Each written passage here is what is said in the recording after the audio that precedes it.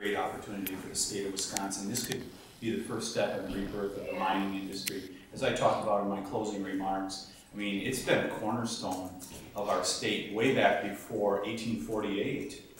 Mining was going on in this state, and it really can bring new wealth creation here in Wisconsin and bring literally thousands of jobs. It's just a great opportunity. And I think the best thing about it is that, as I said in my closing remarks, you know, the know-how and technology is so different. If that's something that really left an impression on me after the November elections, as I really got back into this bill and we decided to make it a priority here for this session of the legislature, it just became so clear to me that we can do this, and we can do it in an environmentally safe manner. We have the technology, we have the know-how. The opponents are essentially promising to litigate this. Lawyers are saying it could be years of litigation. How does that bring hundreds of thousands of jobs to the north in the short term? We'll see what happens there. You know, it's unfortunate in this era we have people that sue over this. I mean, we've got national forests in northern Wisconsin, the greatest renewable resource we have, and we have extreme environmental groups that sue over that. So, you know, we can't control that. We put forth the best bill that we could, and I believe it passes constitutional muster. Not a single Democrat supports this bill, so what should the people of the state think about the process and the way this was done? It was deliberative. We've been here for 2 years debating this bill or this issue, and the product that you see at the end here, the amended SB1, really reflects the values of the people of the state of Wisconsin. I mean, there were significant changes that were made in this bill from when it first came out, at least when I got involved with it in August of 2011. There were really significant changes, in the amendments that we put in committee a couple weeks ago, I mean, they were significant. I mean, making that DMZ, for example, the design management zone, making it a hard 1,200 feet, giving no flexibility for that, that's something the environmental groups asked for a year ago. We really, I believe we went the extra mile, and we've really got an excellent product here. Senator Fitzgerald, you were here, if you could just step for Mike, you were here last year when this was defeated, and it looked like at the time this was dead. I mean, that there was no chance this would come back. What does it feel like to pass it this time?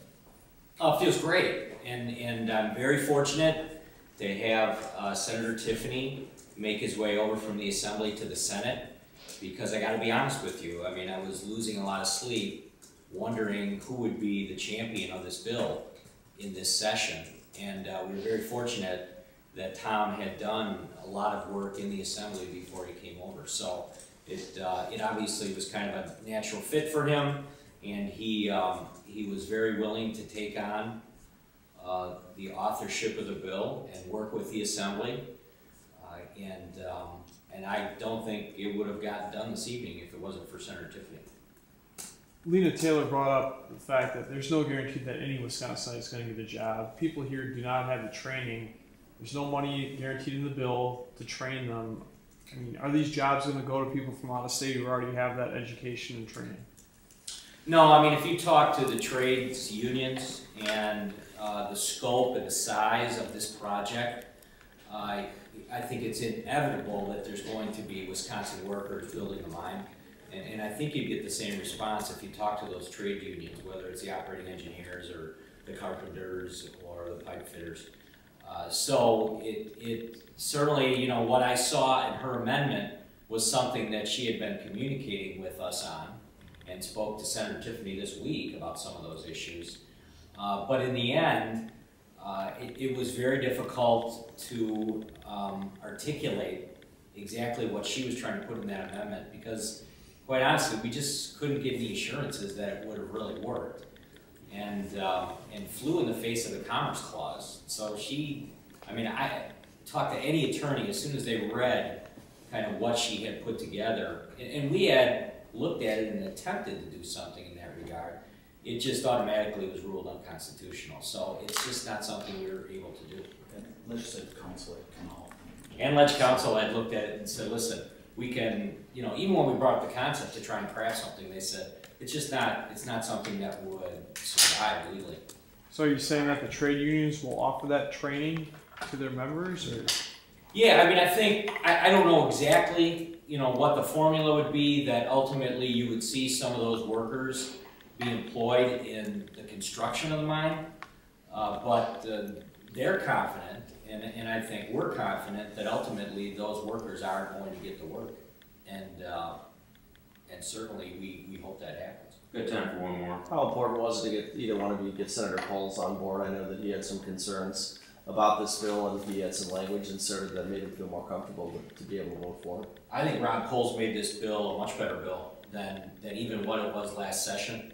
And, you know, the legislative process is a lot of give and take. We've got a new mix of legislators that are here right now working on this bill. But Senator Coles absolutely made this a much better bill.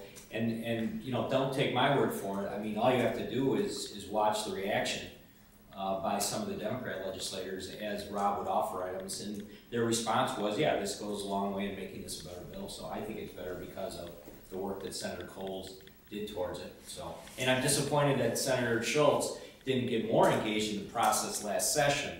At one point, Dale was on our select committee on mining and seemed very positive and working on the bill itself. And I'm not sure what the dynamic was that changed for him, but it was disappointing to see that he wasn't able to find a way to vote with the Republican caucus this evening. So Tom, some of those amendments that the committee added in that exec session, Rob Coles had a hand in crafting those changes, and they were put in there at his request. Yep, yeah. What were there, 11 amendments? Yeah. I believe that came out of committee, and you know, there were at least 4 or 5. I'd have to go back and count them, but there were certainly 4 or 5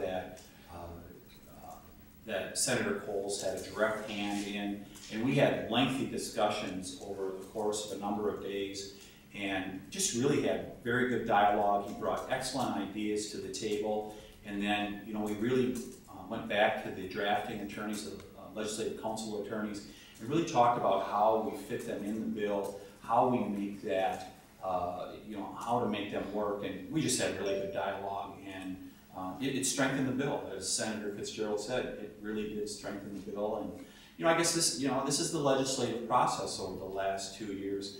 In the end, we've come up with a very strong bill. Thanks, everybody. Thanks. Thanks.